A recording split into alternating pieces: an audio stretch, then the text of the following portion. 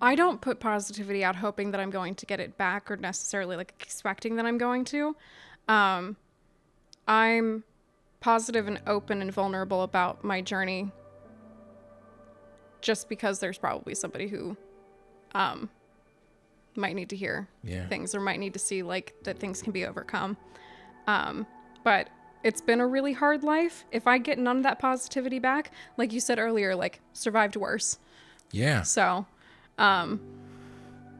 I mostly just hope that when I'm vulnerable about like the traumas of my past or like my like mental and physical issues, that somebody out there is like, okay, well, this person's awesome and they've dealt with this.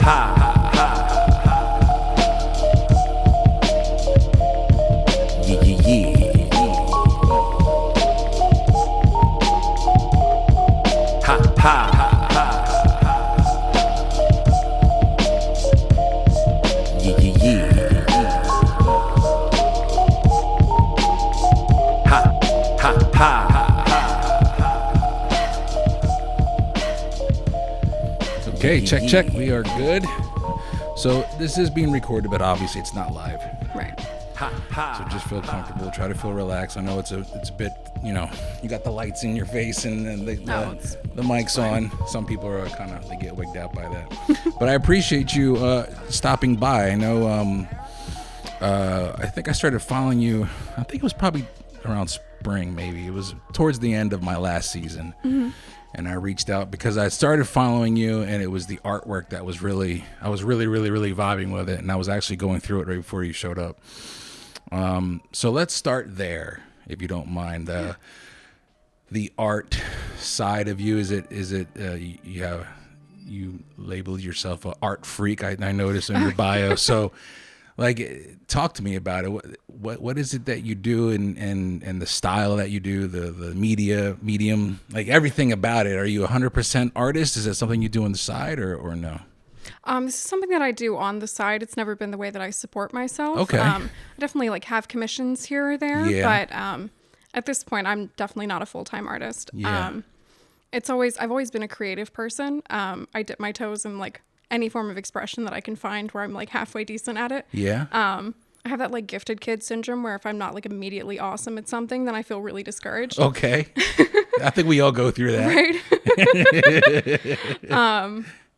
But this particular, I've really been loving doing digital art like this because I find that it's so much more accessible than traditional art forms like painting or even sculpture or something like that, because it's like there's the initial investment of like the device, but once you get past that, you're not having to like have a ton of supplies. And so it's been, when I look at like what I spent on like supplies when I was like painting versus like the initial investment of like my iPad, which I got like secondhand, and like the like program that I use, like it's been much more affordable. Sure. Yeah.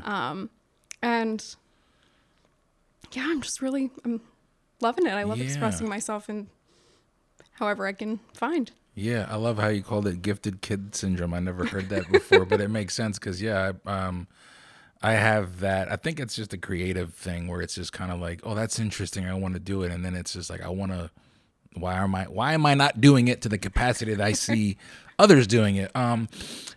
Digital art. I think that's one of the things that kind of gravitated me to what you were doing. I think you even shared like your process of how you were going about creating them digitally. I think, because am I following you on TikTok? Are you on TikTok? I am. I've posted a few on there, but I find like I'm really bad at getting into a routine with like editing them. So I just like don't. I'll go in spurts where I'll do like 3 or 4 of them, and then like 6 months will have gone by and I'm like, oh shit, I didn't post anything. Whoops. Yeah. And if you're trying to like gain any like momentum on there, that's like the key. And it's like, I can't keep up with the algorithm. Yeah, I can't. Yeah, But I love watching. I loved watching your process when you did provide it, and it's just such a clean, vibrant look where it's got like that manila matte behind it. Is that the effect that you were going for? Is that like, because I notice it's like that consistently, like the red pop is the only color I'm noticing that you're using. A lot of your older stuff, I was noticing a lot more color. Is that something is that a theme of yours that you're trying to keep up, or you just kind of go with the flow with whatever you're feeling? I find that not having any kind of limitation, I got overwhelmed by the possibilities. So I put myself in this lane of like, I only work with, unless I'm doing a commission, I only work with black, white, red, and yellow. Yeah, okay. And so the inspiration behind that was like, so I'm Seminole, like Native American. Yeah. And for a lot of indigenous cultures, there's the medicine wheel. Okay. Which is comprised of those 4 colors. So it was like me tapping into the indigeneity. Yeah. And they're also just colors that I find really striking. And I like the contrast, and I like how bold and how loud they are. And you can still get a clean image that has punch with the limited palette. Yeah. When I didn't have like the rules, it was like, well, God, I can do anything. Oh no, I can do anything. Yeah. So I'm having to be a lot more selective about like the things that I'm portraying. So like, I'm not going to, I mean, I guess I could like break the rules a little bit. And like, if I wanted to draw, like a blue jay, I could make a blue jay red if I wanted to. Yeah. I mean, I guess that would make it a cardinal, but that's fine. Yeah. But it gives me a set of guidelines and like rules that I can follow. And I find that relaxing and engaging for myself more so than I did when I was like, sky's the limit. Yeah. Yeah. And is it along the lines of like having when you keep it, is it structure? Is it kind of like having like this, okay, I'm within these boundaries, I'm comfortable now. I was kind of like going through the same thing in my own life, going through some things with the podcast and my creativity. And I was like, you're right. Like as soon as you kind of like open the door, it's kind of like, you know, you go down a rabbit hole of like what you can do and like different ways of doing it, and your creativity starts to go off. The next thing you know, you're like, you know, I'm kind of like not even in the same spectrum that I started off at. Yeah. Let me keep myself within these perimeters. And now I'm comfortable. Now I feel like in my mind, because I have a lot of anxiety, it's like I feel safe here now. So let me operate here. And it's like the yellow and the red. You're right. There's a lot of punch. Even though you're not incorporating many other colors, they still like they give you what you're looking for. I think that's kind of like why I love looking at them and just appreciating them. Where do you come up with your ideas? Like I know once you were asking for suggestions, but I mean, are you constantly having different type of ideas pop into your mind? I'll get like weird ideas of like, what if I like draw a person and their entire body is made out of eyeballs? And that's awesome though. Thank you. I have a lot of fun with that. I love eyes. Yeah. So I'll get into little spurts where I just want to do everything that has like with eyes. Yeah. And then if I'm in a rut, I'll, poll folks like, what do you want to see? And sometimes like folks give me really great ideas, like lots of birds. The last time I made a post asking for suggestions. So I drew a bunch of herons and that was really cool. But if I'm like stuck, if I wake up in the morning and I'm like, I need to make art today, it has to happen. Then I'll like go on Pinterest and like see what comes up for me that's inspiring. And if it's something that I've like never drawn before, then it's an exciting challenge. Yeah. I appreciate it. Have you, I'm trying to think back now because I don't like to do too much research, but was it the possibility of making tattoos? Was that something you were looking at or no? So it's like really hard to get an apprenticeship, and I kind of shot myself in the foot with that because I like started tattooing. Okay. Like myself, and like a lot of places don't want to take on somebody who already has started because they don't want to have to break those bad habits. And which I totally understand. Like if you're like taking a chance on somebody. Yeah. Wow. But I'm like very much inspired by tattooing, and I think that's also what draws me to like the style that I'm doing, because I always loved like bold like black work style tattooing. Yeah. So I thought about it and I really wanted to, but I like got a little ahead of myself and was like, what if I give myself 25 tattoos? So like I've slowed down in that a bit. Like I've like run out of space on my legs, so I'm just like, okay, like maybe I won't do that for a little while. I can appreciate that though. You had mentioned the indigenous heritage that is you said you're Seminole. Medicine Wheel you brought up. Would the tattooing, would that be incorporated with your heritage in a way? Was that common for indigenous folk and Seminoles to? I know there's a lot of painting on the faces and whatnot, but as far as like tattooing, is that within something of your heritage or no? I'm trying to tap into like what you're doing and like because I would think it would be pretty cool to see your artwork as a tattoo. You know what I mean? Thank you. Yeah. So most of the ones that actually all of the ones that I've done myself have been my own art. Okay, cool. And yes, like back in the day, it was a lot more common for Seminole folks to have like facial tattoos. Yes. But it seems like it's sort of fallen out of fashion. Okay.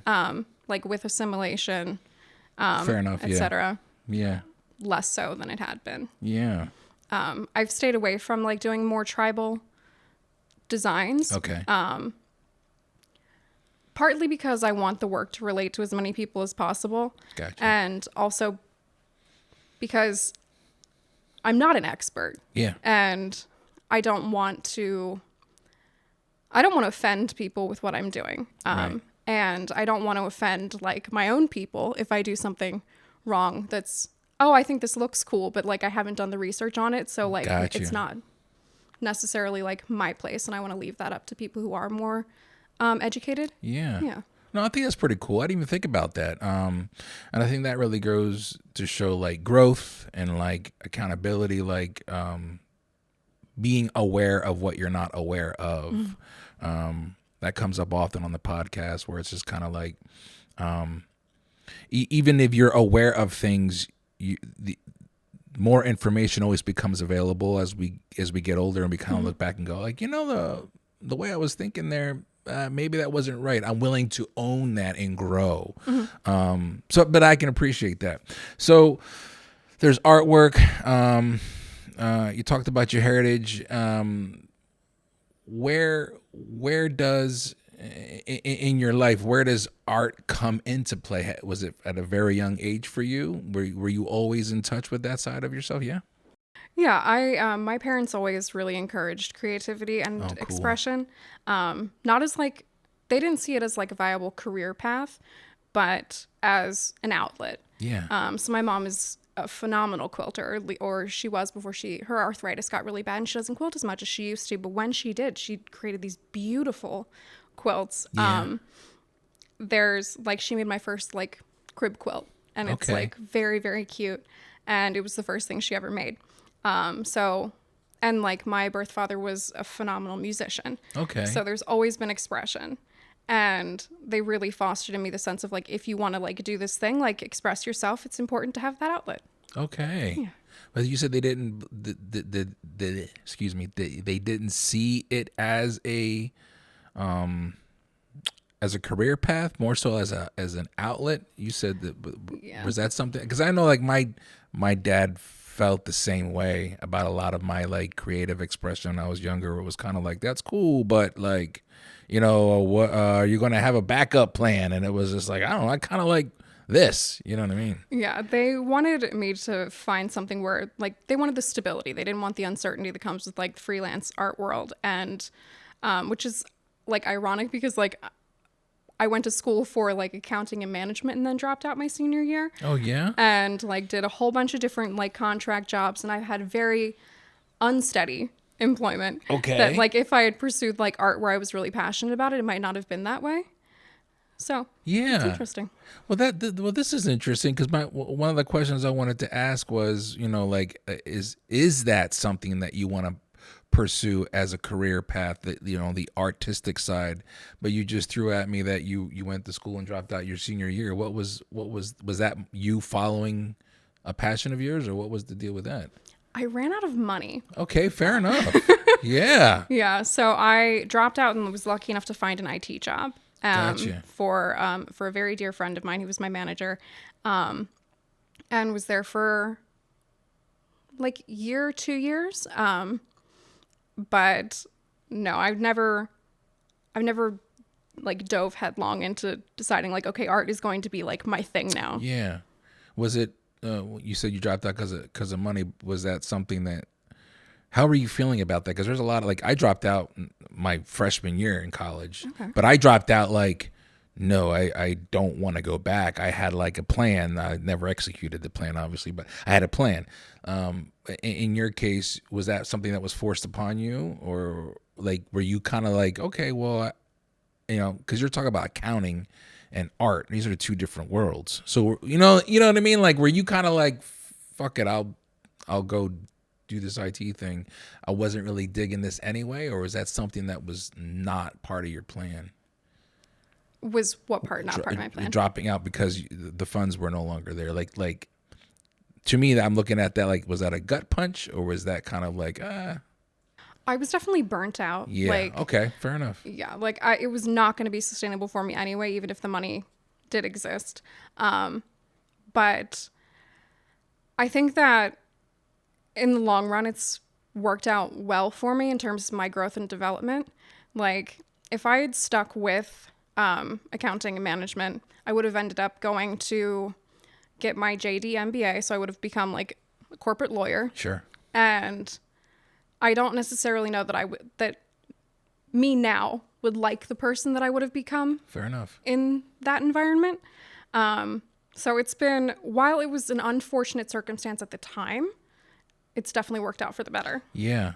And I think that's kind of like where I was trying to go with that, because I feel like things will happen in our life that may not be part of our plan. And I use that word loosely and in quotes, because nothing goes according to plan. You can try to structure it somehow, but it always ends up being exactly what you may have needed, where you need it to be. So you said that the person you are now may not have been happy with that person that you may have become, the corporate lawyer. Like where are you in your life right now? Like where are you in regards to, are you at a point in your life where you are embracing who you are, or is that still a journey that you're trying to figure out? I am still trying to figure myself out. I did like several years of like intensive trauma therapy. And one of the things that they tell you is like, as you heal from that trauma, like who you are changes, and you have to find yourself again because you had that trauma as like not a crutch. I don't want to say that the trauma was a crutch, but it felt so foundational to who you are as a person that when you heal from that, it's like, well, I have no clue who I am now. Yeah. So I'm discovering myself day by day. Yeah. I like that. I never thought of that. You're right. I knew what you meant though. You don't want to label it as a crutch, but you identified with it for a while, and then when you realize what it is and where it comes from and how it impacted you, you can release it. And now you do have to kind of like, okay, well, I can't hold on to this anymore. Exactly. This isn't who I am. And there's a lot of people that do. There's a lot of people that still hold on to it. They can't let it go. And that becomes their identity. I know when I went in my own personal life, I went through a divorce that kind of like forced me to really get to know who I was. And even as when I remarried, and my wife now kind of like helps me identify who I am. And I realized the conditioning that takes place when you're like in a state of trauma. You know what I mean? Like where you're like, wow, yeah, like I didn't realize I was that removed from who I always thought I knew who I was. And I think that's what a lot of people are afraid to admit. Like even when you're dealing with trauma, you think you know who you are, and then you heal from it and you're like, oh, I know who I am. And then like years later, you're like, it's like a mind fuck when you're like, wow, I'm really starting to now, me personally in my 40s, realize who I am. So the reason why I bring that up is because like that comes up often also on the podcast, like people like having moments in their life where they're discovering themselves and the vulnerability to admit like I'm still trying to figure that out. I think that's cool.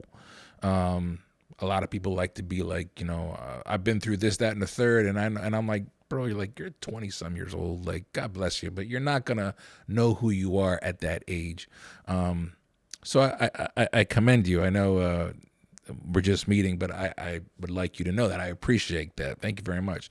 Do you feel then, considering what we're talking about, like, are you actively thinking about, hey, art, what you're doing with it, how can I make this my viable passion career wise, or no? No, I think like there's like another universe maybe where that is who I was, or am.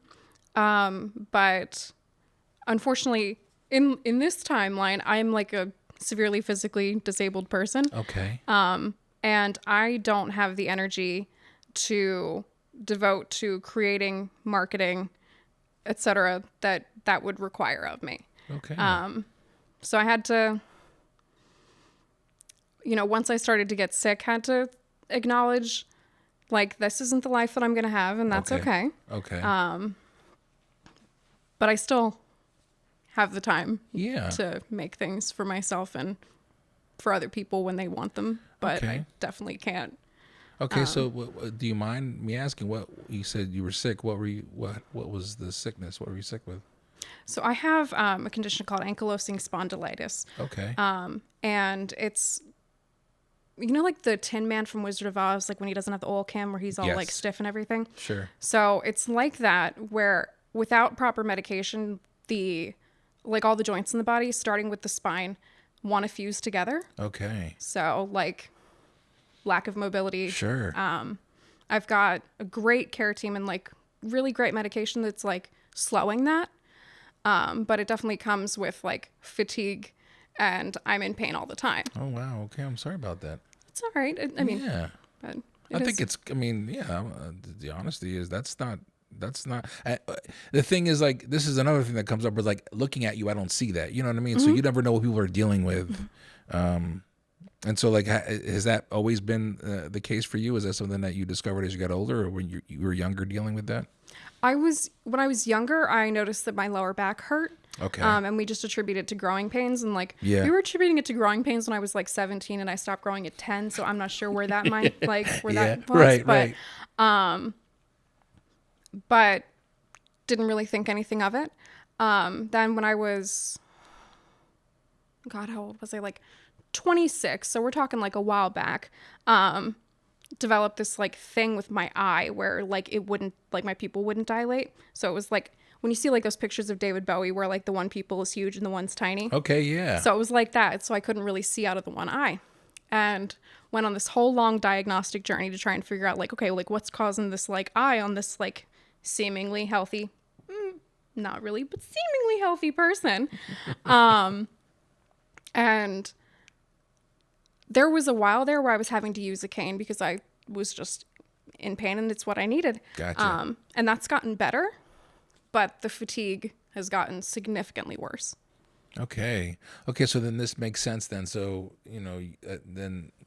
then you're wanting to pursue something, but having this, you said you had to come to you had to accept the fact that some things just weren't going to be the way that you wanted them. Fair to say. Talk to me then about like how are you right now actively living with that? Like, how does you said you have a good support team around you? You mentioned the cane at one point. Like, how does your day go? Well, I've been out of work since February. Okay. So that actually like kind of goes back to the limited color palette thing. I found myself needing structure. Yes. So I gave myself structure. Gotcha. But it's kind of hit or miss day to day how things are going to be. Okay. Like this month has been really hard from a pain standpoint. But average day, I wake up and I have to assess whether this is going to be a moving day or not moving day. Okay. The challenging thing about when it's a not moving day is my condition requires me to stay physically active to try and like curb the progression of the disease. But I'm in a lot of pain and like exhausted, so you don't want to move. Yeah. But those are the days where I'm not making art. I have to get delivery because I can't stand and cook. Those are the days that my cat can't stand because he wants to be played with constantly. What's your cat's name? I saw pictures of him. Oliver Pancakes. Okay, I love it. He is an absolute joy and truly a chaotic little gremlin. Yeah. I love him. Yeah. But like today, for example, was like a lower energy day for me. Okay. So I spent most of the day like in bed watching like goofy shit on YouTube. Yeah. Honestly, not a bad way to spend a day. No. But then a good day, I might like clean, do like 8 loads of laundry, like cook. Those days are much less common than the days where I need to like really rein things in. Gotcha. So I guess it's fair to say then your day starts, you're kind of like realizing as you're waking up how that day is going to go. So you're not able to plan for things like the reason why I'm bringing this up is because I'm realizing that would require a lot of patience in somebody's life to be like, I need to, you just mentioned it, structure. I need to slow down and embrace this because it changes day to day. Mm-hmm. And so I would assume that has an impact on your social life, yes or no? Oh, very much so. Yeah.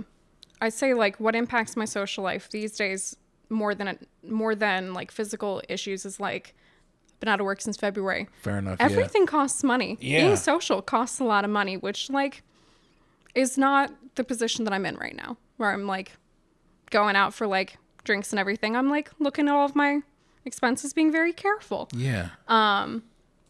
But medically, yeah, you have to get used to very quickly saying no or saying, hey, I know we had plans.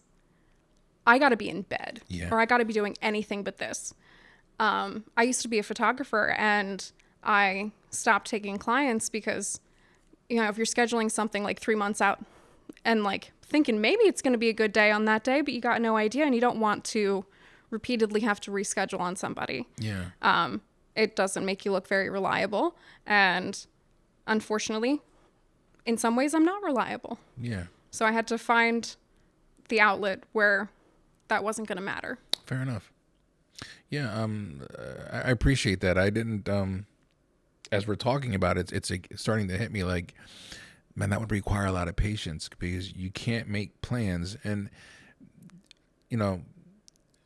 people take for granted how they're able to make plans because the assumption is things will be exactly how they are now.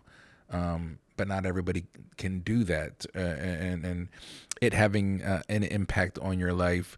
And I'm meeting you for the first time now, but it seems like you've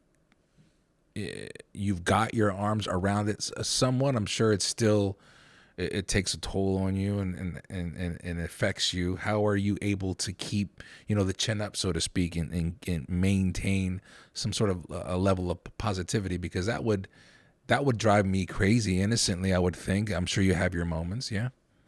You've seen like the meme of like keep going out of spite? No. Okay. So basically I see it as like I'm in a battle against the universe. Yeah.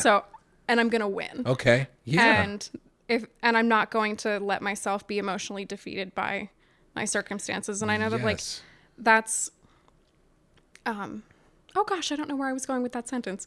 But you said the meme, you mentioned the meme out of spite. And I said, I never saw it. And you were talking about the universe. Yeah. So I want to win. Yes. And, there you go. And what winning looks like might change day to day. But I don't want to give up hope that like maybe tomorrow is going to be a really good day. Yeah. Yeah. No, I appreciate that. What I like to do is like, and I'm having a battle with it right now. It's kind of pissing me off because I'm always like, I kind of hang my hat on like, I've been through some shit and I've been through worse. I always remind myself I've been through worse. But lately it's just kind of like, man, I'm really having, a tough time with some things. And I'm like, don't let this get me down. You know, focus on what you can control, which I think is key. And what can I control? Focus on that. I'm sure is it fair to say, and forgive me for saying if I don't mean to be offensive, but is it liberating in a way to be like, I can't control that, so it's no longer on my mind? Does that make any sense? I think that for some people that would probably be the case. Okay. My own personal brand of trauma is like not having any control over a situation is like terrifying. Oh, okay. Yeah. So it's the opposite then for you. Yeah, I'm not saying that I'm like that I have to be in control of everything, but like to feel that I have no control over my situation for me is very stressful. Okay, so how do you so you're able to have those thoughts but then also maintain a constant state of I'm going to win? Like how are you able to do that? That's pretty remarkable. Thank you. Yeah. Yeah, cuz I'm like, if I'm freaking out, I don't know how I'm going to win. You know what I mean? Like that's what I'm thinking. Right? I think it's like trying to find the control. And sometimes all that I can control is my mindset. And like I can't control how I'm going to feel when I wake up in the morning physically. Yeah. And I can't always control how I'm going to feel emotionally. But I can control how I respond to that. Okay. Yeah. I appreciate that. Going through typically I use social media to kind of get my information and find out what people are up to. And you are candid every now and then with your thoughts and feelings. And you mentioned something along the lines of so many years since you've been invited to family gatherings along those lines. Mm-hmm. Are you comfortable sharing like your journey in that regard? Like where are you when it comes to that? So are you asking about like the incident that caused that, or just like like in general, like I don't whatever it was and where like what happened or who said what, did what, like not so much like gossip, but more so like where are you because of that and explaining that to me.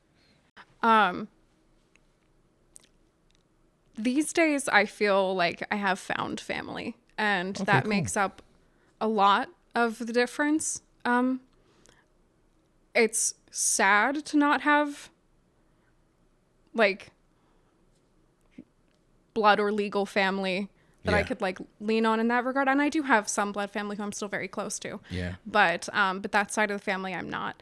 But I've been really, really fortunate to have like folks that I can go to. Like I made that post about like I want to have a place to go for Hanukkah this year. Yeah. And immediately folks jumped on and said like, come to our house. And I feel really, really lucky that I've been able to build the connections with people where folks would invite me into their homes knowing that I didn't have somewhere else to go. Yeah. Are these people that you knew or didn't know but were friends with social media, or like how'd that work out? So like one of the people who commented, like, I think we've met like once, but we've been like internet friends for a minute, and like, and then other folks I have known for a while and have spent time with. I think like it was a bunch of different people who like offered to do Hanukkah stuff with me, and like, so some people I'm close to, some people I don't know that well, and but I'm excited for all those different connections. Yeah, no, I appreciate it. I feel that, and I mentioned it in the beginning, it was like being vulnerable enough to be like, hey, here's where I am. It would be pretty cool if, and having like a support system, kind of reach out. I feel like, and again, like this podcast isn't so much about like, tell me what you're going through so we could talk about the sad shit. It's more like let's talk about what you've experienced along your journey, because there's a lot of other people that are probably, more than likely they are experiencing it as well. And it's good to hear like the mindset, like you just talked about, like, I'm going to win, one way or another.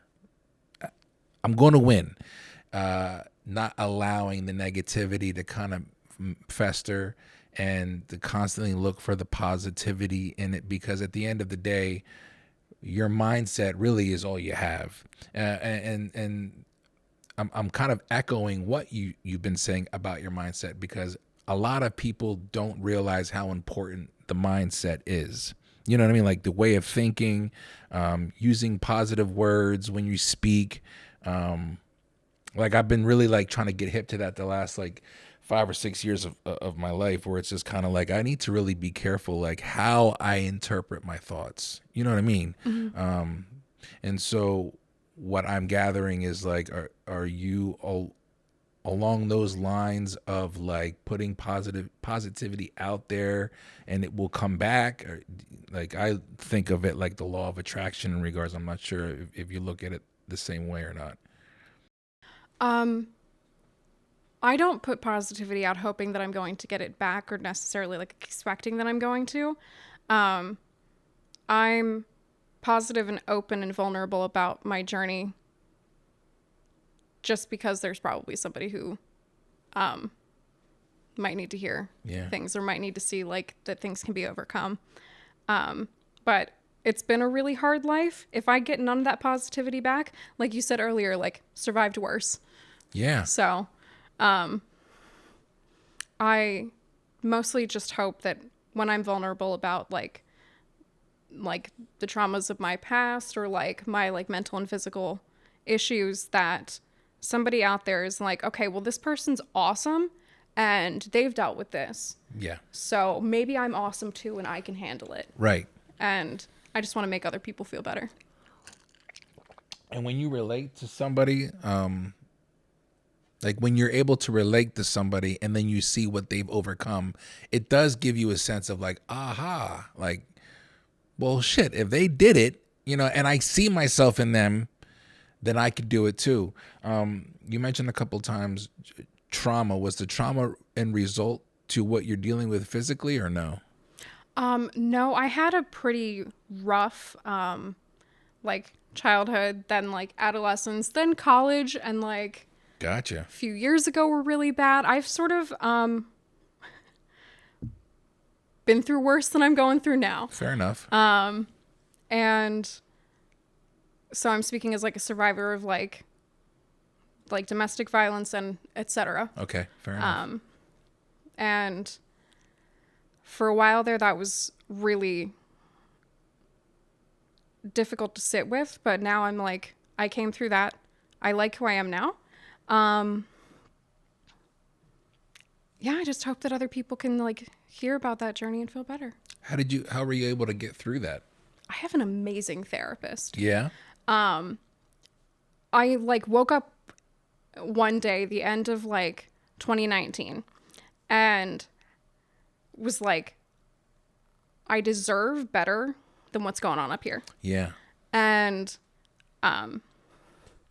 was talking to my like primary care provider, like regular family doctor, and was like, I'm at risk for like some serious self-harm here. We need some trauma work immediately. And she put a referral into like behavioral health, and I got my therapist, and I've like been working with her intensely for, oh my God, 3 years, right? Almost 4 years. Yeah. 4 years, yeah. Yeah. 4 years, yeah, fair enough. And like we work really, really well together. I've been so fortunate.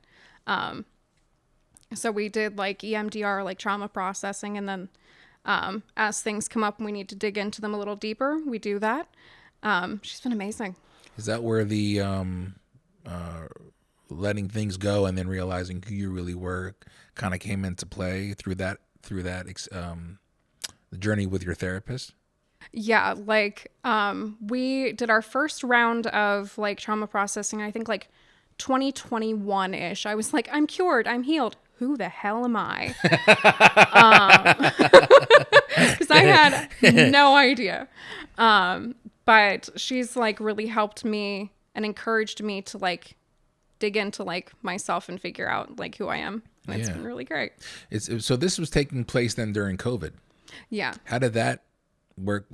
First of all, when it came to COVID, how were you able to navigate through COVID, considering you were already kind of like day by day, not sure how you were going to deal with that day. And then COVID kind of came and kept everybody home. Was that did you feel any different with COVID or no?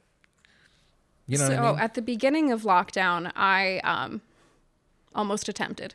Okay. I was like a very like outgoing, very social, extroverted kind of person, and suddenly be like trapped in my like apartment was horrible. Okay. But like in terms of navigating just like with my therapist with COVID, like we've only ever had telemed sessions. I've never been in the same room with her.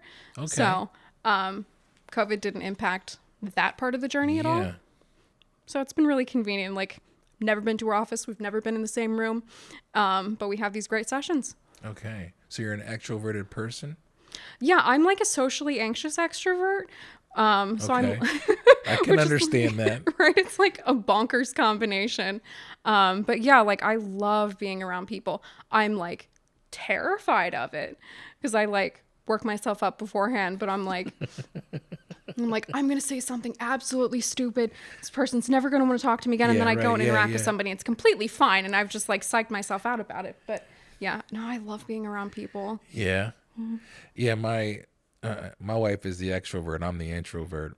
And when COVID hit, it hit her hard because she was just kind of like antsy, not like where I was just kind of like, this is my world. So I was kind of curious, like COVID comes up pretty much all the time on the podcast. And it's always interesting to me to hear how other people were absorbing it, because it does affect people differently. You just alluded to that. You almost attempted. So it was a shift for you where it shook you to that point. Yeah. Okay. Yeah. I appreciate you sharing that, first of all, because that's not easy. And was that when you were already seeing a therapist, or did that lead to no, you said 2019. So you were already talking with your therapist at that time. So I'm trying to remember, like she and I had like some sessions in 2019, and then like early 2020 we hadn't scheduled. And I can't remember why. Don't have like the best memory. Yeah. And then after that happened, I reached out to her and I was like, we need to start this now. Ah, okay. Yeah. That's pretty cool. Like, you ever take a time to like think about the work that you're doing for yourself, like that you're actively doing for you, as opposed to being like, again, there's a lot of people that don't do it. That, woe is me, this is my baggage. But you're actively like putting yourself in a position, you're leveling up. You noticed that there was a problem. You called your primary doctor. You took these steps. Like, I think that's pretty big. You know what I mean? Like, there's a lot of people that know that they need to do it and don't know how. There's a lot of people that don't want to acknowledge it. There's so many different types of experiences that people go through, but to be actively like, yeah, here I am. Shit, I had a moment in my life where I almost attempted, several actually, if I'm being honest, and it was like one of those times where it was like the last time was when my two oldest were very little, and I was like, okay, I need to figure this out and get my arms around it. And so I can understand and appreciate that moment where it's just like, I need to do this, because there's so much more in this life that's worth living for. A lot of people have a very negative stigma about suicide, or people putting themselves in that position, I use that in quotes. So I can appreciate that. I just, it's a very candid and vulnerable thing to talk about, and I don't really talk about it often on the podcast. So yeah, I like to give people their flowers. So back to my question, forgive me, I'm going on a rant, but have you ever noticed like the work that you're doing on yourself? Do you ever take time to acknowledge that? So yes and no. Like, it has been a lot of work, and I recognize that. I also feel just like fundamentally, because of who I am as a person, I didn't have a choice. Like, it goes back to like, you know, like I want to win against the universe.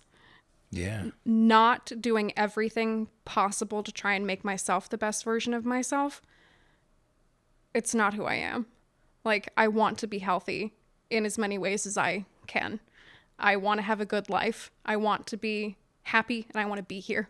Yeah. There was like doing anything less than fighting for that, just not an option. Cool. That's awesome. So let's switch the gears here and talk about right now. Like, what's your goal, and where would you like to be at in your life 5-10 years from now? Like, what's your goal? I want to buy a house real bad. Yeah. What kind of house? Any type, or you got one in mind? I don't have like a specific house in mind, but I've like really thought about like moving down to Baltimore and having like just like a cute row home. Yeah. And like have it be mine. And why Baltimore? I grew up in southern York County, so we're about a half hour outside of Baltimore, and spent like most weekends there as a kid. And like, unfortunately, I haven't been back much since like moving up this way, but it's always a place that like felt just really real. Like the art scene there is weird. Yeah. And like it's everywhere. There's like in Fells Point, there's like this like gallery where floor to ceiling everything is mosaic tiles. And you go in there and it's like somebody spent like hours upon hours upon hours to like make this. And like it's not something I ever would have thought of, but it's exciting and it's like new and it's fresh to me. And like there's so much of that vibrancy throughout the city. And I love that. Yeah. Yeah. And also Baltimore's cheaper than Lancaster by a lot. Okay. So that makes it sound real cute in comparison.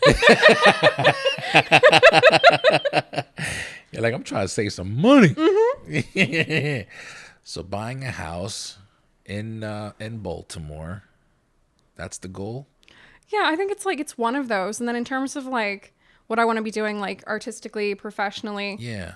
No idea. Yeah. Yeah. I have done so many different things like career wise that I have no idea what I'll be doing 5 years from now. And that's like,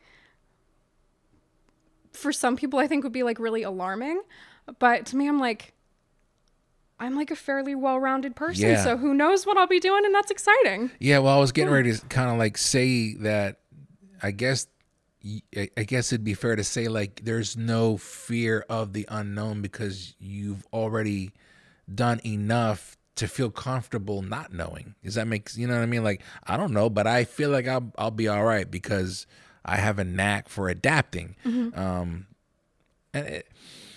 I tell my kids this all the time, like, you know, like the older I'm getting, don't be afraid to try different things. My mom always used to tell me, like, you know, you don't want too many jobs on your resume. It doesn't look good. And I'm like, times are different now. Like, you need to have your hands in many things. It doesn't look bad if you're able to adapt and learn new things. And so I would kind of like, you know, liken that to where you are now, where it's just kind of like, I mean, I don't know where I'll be, but I'm not really worried about it. I think I'll be all right. You know what I mean? Like, you'll adapt. Mm-hmm. You'll win. Mm-hmm. I can appreciate that. Thank you.